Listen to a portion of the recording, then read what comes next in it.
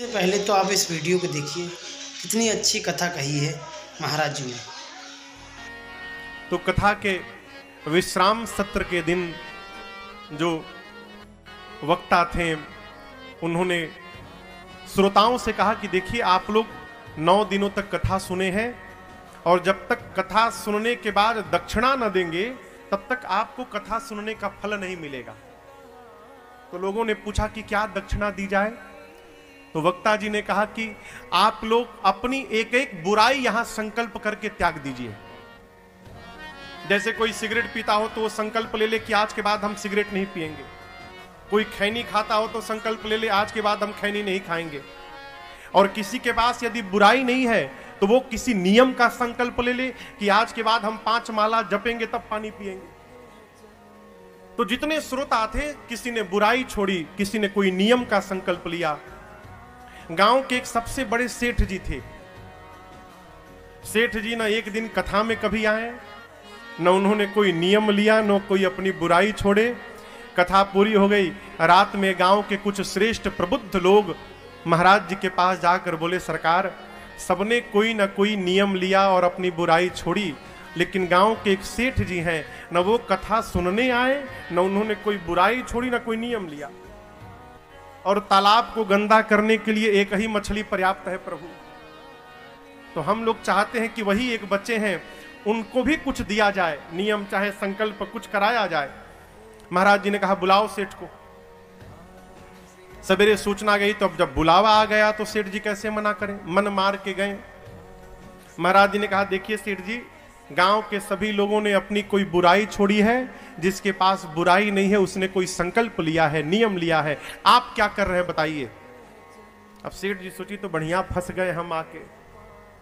तो समस्या समाप्त करने के लिए सेठ जी ने कहा, प्रभु हम नियम लेते हैं। क्या नियम लेंगे? सेठ जी ने कहा, हमारे घर के सामने कुम्हार का घर है, मैं नियम लेता हूं कि आज के बाद नित्य सवेरे जब तक कुम्हार का चेहरा नहीं देख लूंगा पानी का एक घूंट नहीं पीऊंगा। गांव के लोग सोचे ये कैसा नियम ले लिया, इस नियम से क्या लाभ होगा।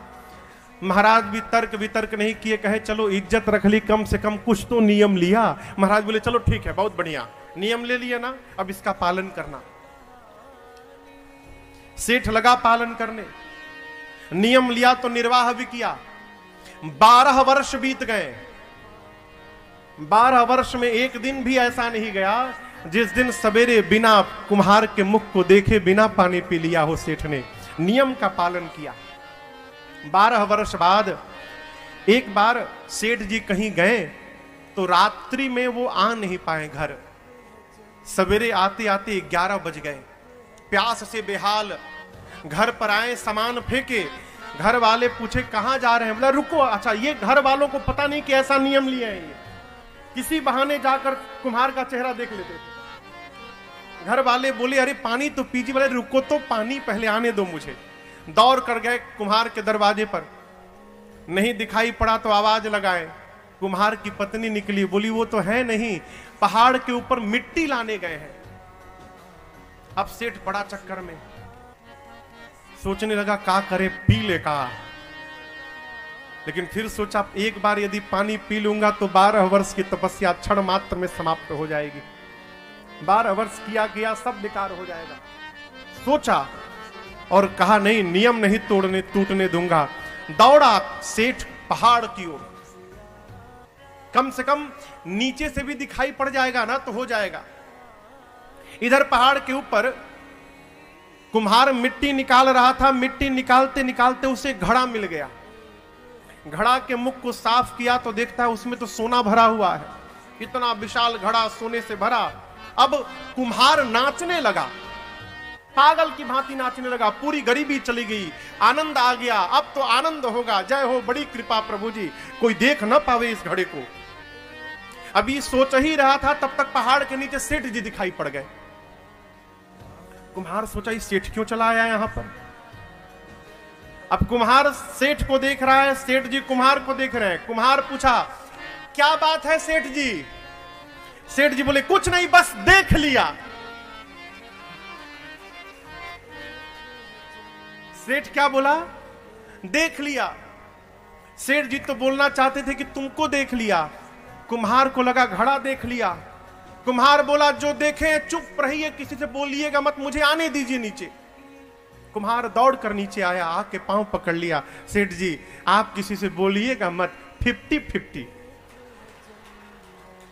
सेठ बोला 50-50?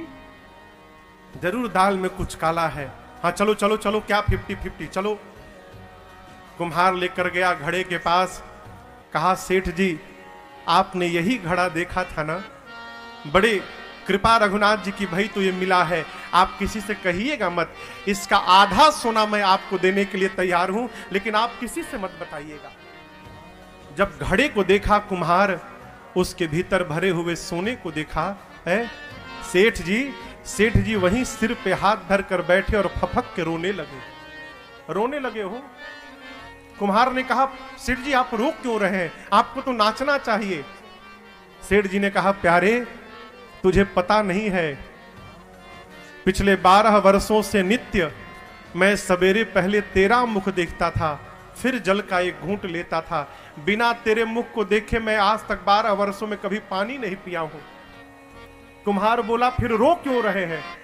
सेठ बोले इसलिए रो रहा हूं प्यारे कि 12 वर्षों तक तेरा मुख देखकर पानी पिया तो इतना सोना मिल गया।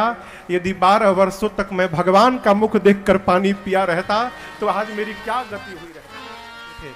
अरे अखिया हरि दर्शन की प्यासी,